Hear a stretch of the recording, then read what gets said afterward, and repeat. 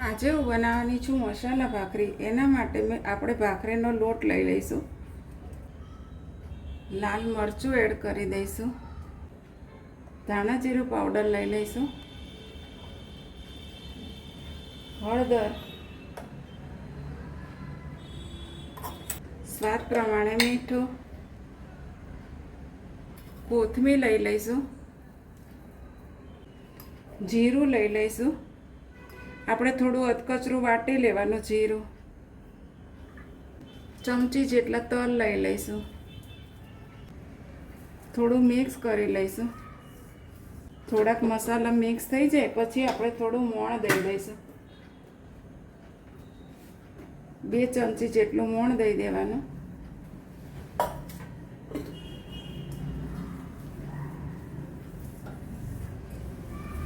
આ રીતે આપણે સારી રીતે મિક્સ કરી લેવાનું। સરસ મોણ દેવાઈ ગયું છે। હવે આપણે આનો લોટ બાંધી લઈશું।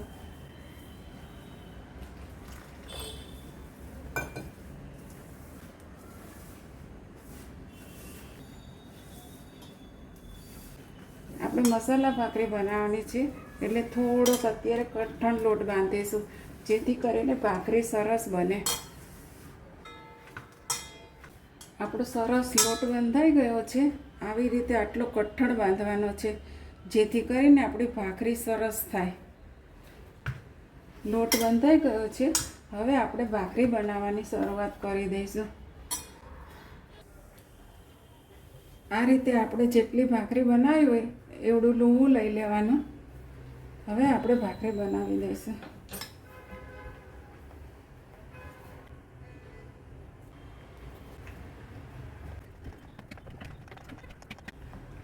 આપણી ભાખરી તૈયાર થઈ ગઈ છે। આ રીતે જ આપણે થિકનેસ રાખવાની છે। હવે આપણે આને શેકી લઈશું। મેં પહેલાંથી જ લોટી મૂકી દીધી હતી। હવે આપણે આ ભાખરી શેકાવા મૂકી દઈશું। ભાખરી શેકાય ત્યારે આપણે બીજી ભાખરી પણ ચાલુ કરી દઈશું।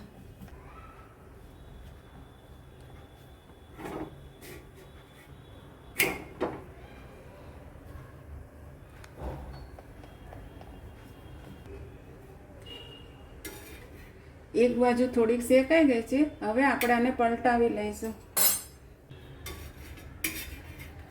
આપણી બીજી તરફ પણ સરસ શેકાઈ ગઈ છે। હવે આપણે આને તેલમાં તળવાની છે। ઘીમાં તળવી હોય તો ઘીમાં પણ તળી શકાય છે। ઉપર પણ થોડું ચોપડી દઈશું તેલ।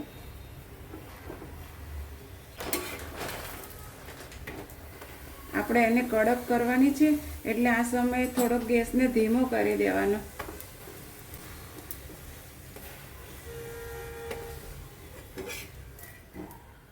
આ રીતે આપણે શેકી લેવાની, દબાઈ બિસ્કિટ જેવી ભાખરી બનાવવાની છે। આપણે ધીમે ધીમે દબાવવાનું એટલે સરસ ભાખરી અંદરથી પણ ચડી જશે। આપણી ભાખરી સરસ શેકાઈને તૈયાર થઈ ગઈ છે। આવી આપણે એકદમ કડક બનાવવાની છે। હવે આપણે બીજી ભાખરી પણ શેકી લઈશું। આ રીતે બધી ભાખરી બનાવી લઈશું। આ ભાખરીને આપણે ઘીથી સરસ રીતે ચોપડી લઈશું એટલે આ ભાખરી બહુ જ ટેસ્ટી લાગશે। જો કેવી સરસ ફૂલી છે આપણી ભાખરી। આપણે આ ભાખરીને તેલમાં તળી છે, પણ એક વખત આવી રીતે ઘી પણ ચોપડીને લગાવીને ટ્રાય કરજો, બહુ જ સરસ લાગશે આ ઘી ચોપડેલી ભાખરી। આ ભાખરી 3-4 દિવસ સુધી સારી રહે છે। આપણે પ્રવાસમાં લઈ જઈએ અથવા તો કાંઈ સાંજે ખાવાનું મન ન થતું હોય તો આ ભાખરી દૂધ સાથે સરસ લાગે છે। આ રીતે સરસ રીતે ઘી ચોપડીને થોડા ખાડા પાડી દેવાના।